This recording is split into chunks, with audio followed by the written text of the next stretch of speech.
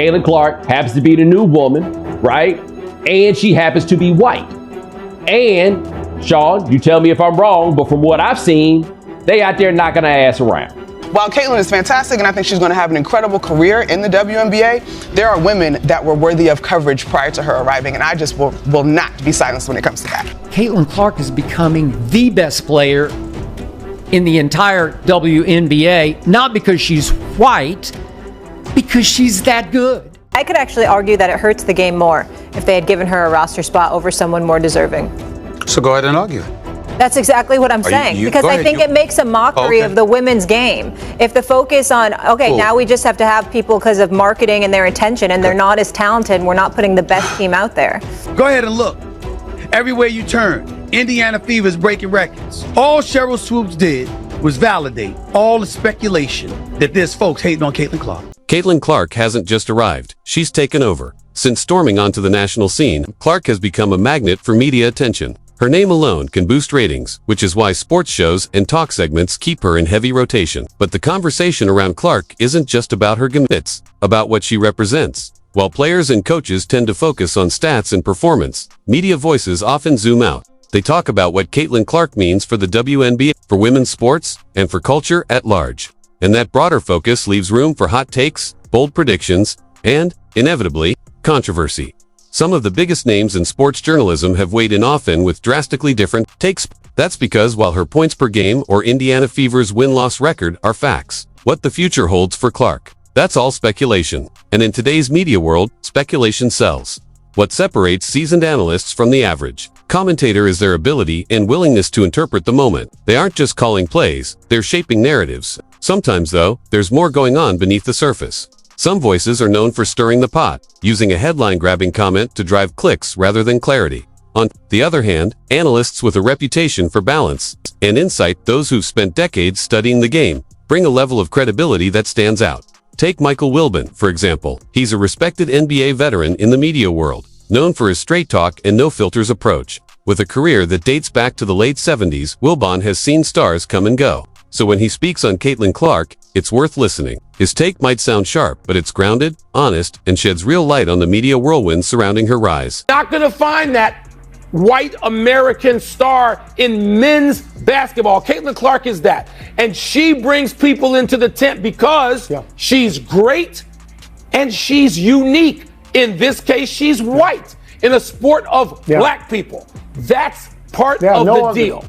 Part of the deal. No a big argument part. on any of that. Elephant in the room. This isn't a new conversation, it goes back decades. Even to the days of Larry Bird. There's a pattern worth noting.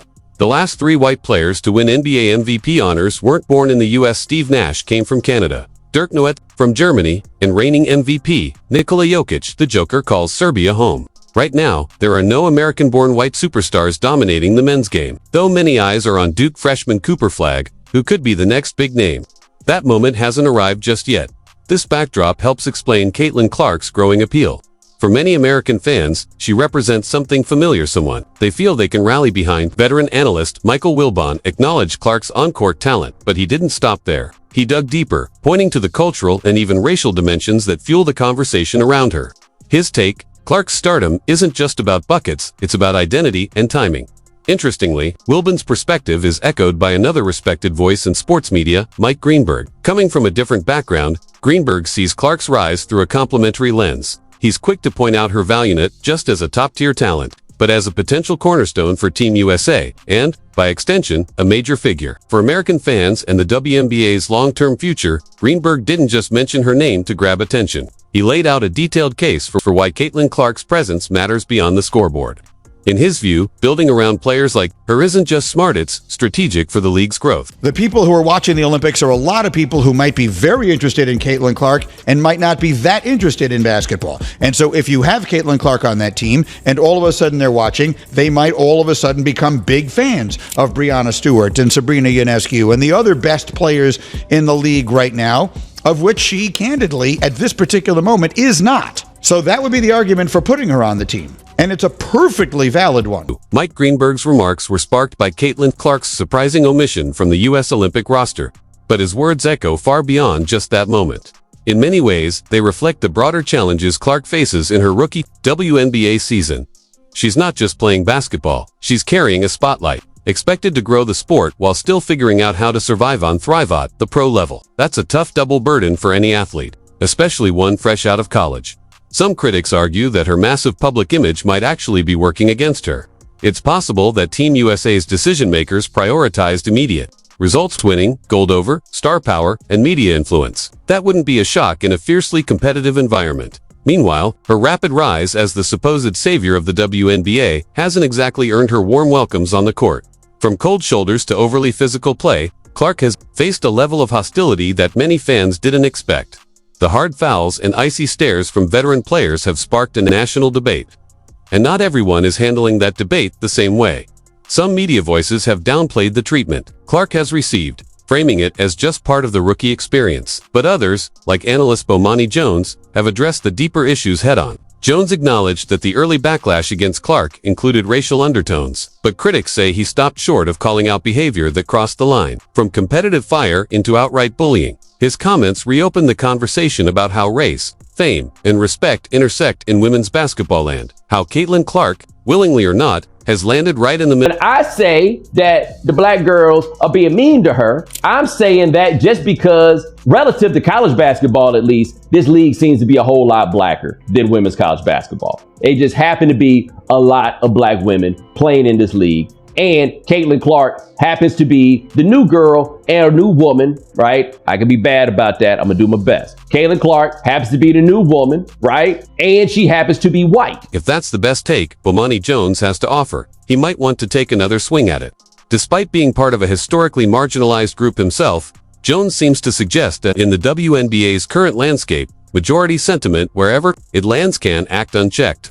That logic doesn't hold up. Caitlin Clark deserves to be treated with dignity. Full stop. Her race shouldn't invite mistreatment, and the idea that she's fair game because she represents the mainstream is both flawed and unfair. If the top-performing white player in the world is taking this level of heat, what message does that send to young light-skinned girls trying to fight their way onto a roster?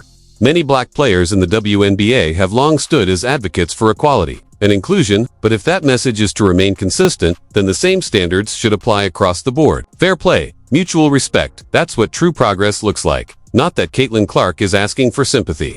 She's taking the hits literally and figuratively and still rising. Whether it's the cameras following her every move or defenders getting overly physical on the court, Clark continues to show growth and resilience every night. And according to one of the biggest voices in sports media, that adversity might be what's fueling her ascent. Bill Simmons, known for his sharp basketball insights and no-filter commentary, thinks Clark is actually thriving on the pressure. In his view, the noise, the critics, the tension, it's all just more fuel. Simmons believes she doesn't just survive under scrutiny, she levels up. Caitlin game last night was, and I didn't get to watch it because I was doing an event, so I had to come back and zoom through it. Oh. Like the revenge factor of it.